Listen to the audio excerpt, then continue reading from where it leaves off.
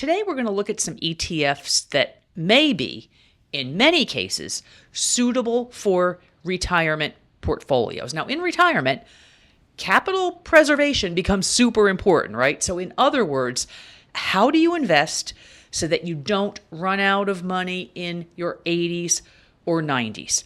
Now, as I'm recording this, the S&P 500 is in a correction. So to protect yourself, your investments have to generate steady growth and also provide safety in your retirement accounts. All right, the first one we're going to look at is the Vanguard Dividend Appreciation ETF, VIG. This one focuses on high-quality companies that have increased their dividends for at least 10 consecutive years.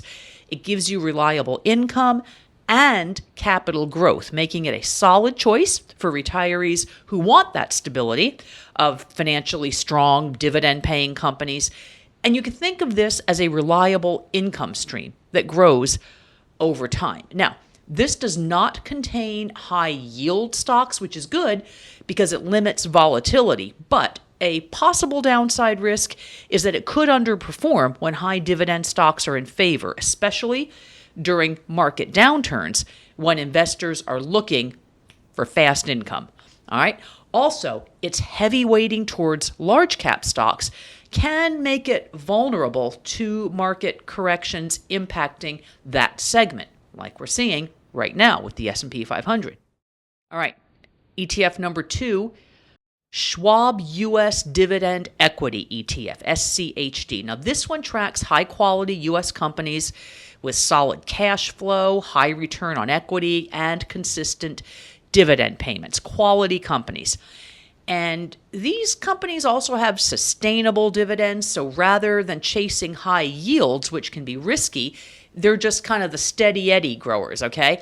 Now, with a low expense ratio, broad diversification, this one can offer retirees dependable income with less risk than high yield ETFs. Now, a risk factor here, though, is sector concentration. It has significant exposure to financials, consumer staples. Those tend to hold up fairly well in economic downturns or when rates are rising, but it could mean that it lags during a roaring bull market.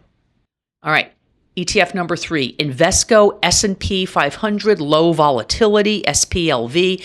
This holds the 100 least volatile stocks from the S&P 500, making it worth considering for retirees who want to smooth their returns during a market downturn.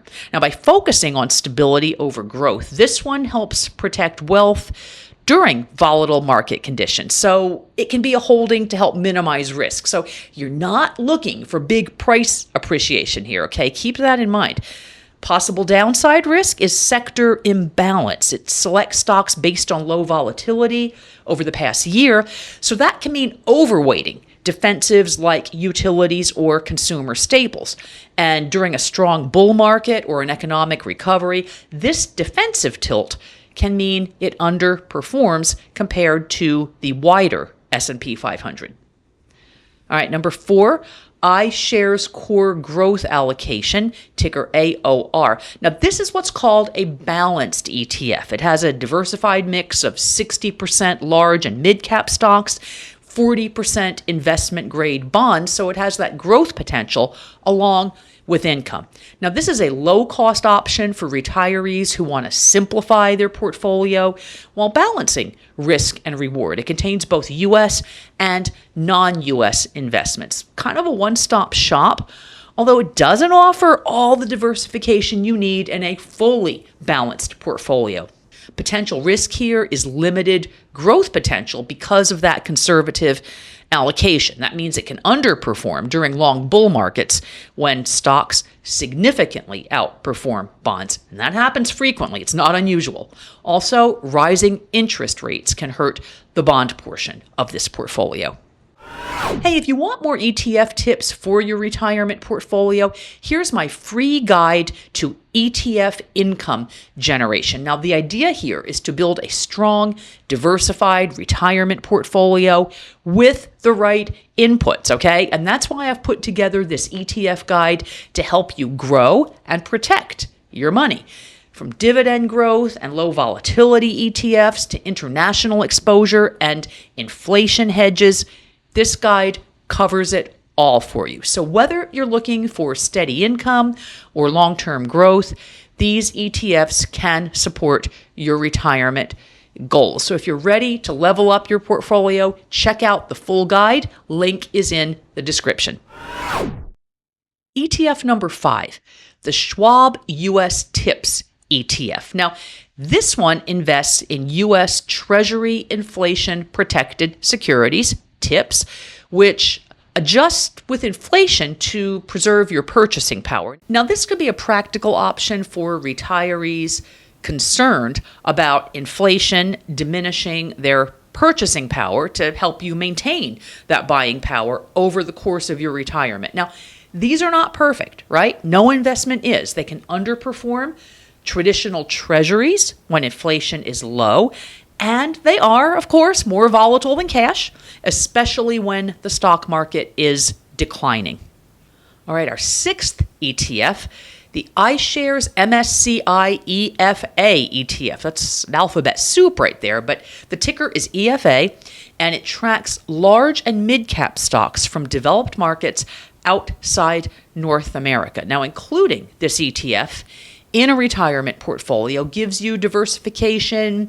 You got access to economic growth from regions like Europe, Japan, Australia. And interestingly, in 2025, it's outperforming the S&P 500, something it has not managed to do for many years. And of course, we've got tariffs and other economic concerns that are hitting U.S. stocks right now. Over time, international stocks have underperformed U.S. stocks. So be prepared, because this is a different asset class. It tracks different companies, so you wouldn't necessarily expect it to mirror what the S&P 500 is doing, but that is exactly the point of diversifying. ETF number 7, Vanguard Total Bond Market ETF, ticker BND. This one offers broad exposure to the U.S. investment-grade bond market. So you've got high-quality bonds, and includes government, corporate, and mortgage-backed securities. Now, it has a low expense ratio and diversified holdings, and that could make it a reliable income source for retirees who want some safety along with consistent returns. Be careful about interest rate risk here. And that means when rates rise, bond prices tend to fall and vice versa. So that means that if rates increase after you purchase this ETF, the value of your investment could decrease. All right, so those are some ETFs you can use in your portfolio to grow and protect your money in retirement. Are you using any of these in your portfolio right now, or do you have any interest in learning more about them? Let me know in the comments. And if you want more ETF and dividend and retirement investing tips, be sure to subscribe and hit that notification bell. Thanks for watching.